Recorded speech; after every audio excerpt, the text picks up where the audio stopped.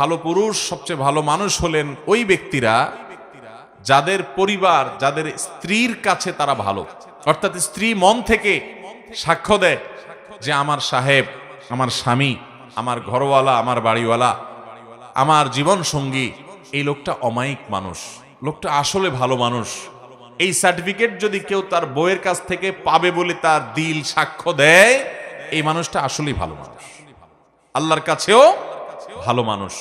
নবী করিম সাল্লাল্লাহু আলাইহি সাল্লাম এই হাদিস বলার পর বলেছেন, ওয়া আনা খায়রুকুম লি আহলি, তোমাদের মধ্যে বউয়ের কাছে কে কে ভালো আছো আমি জানি না, তবে তোমাদের মধ্যে আমার পরিবারের কাছে আমি সবচেয়ে ভালো। অর্থাৎ আমার পরিবারের সবাই, প্রত্যেক স্ত্রী নবী সাল্লাল্লাহু আলাইহি সাল্লামকে ভালো জানতেন, শ্রদ্ধা করতেন, তার ব্যাপারে কোনো অভিযোগ অনুযোগ ছিল না। কারণ তিনি কখনো স্ত্রীদেরকে আঘাত করে কথা বলতেন না, তাদেরকে আক্রমণ করে কথা বলতেন না, গালিগালাজ তুচ্ছ তাচ্ছিল্য করার তো প্রশ্নই ওঠে না, জুলুম করার তো প্রশ্নই ওঠে না।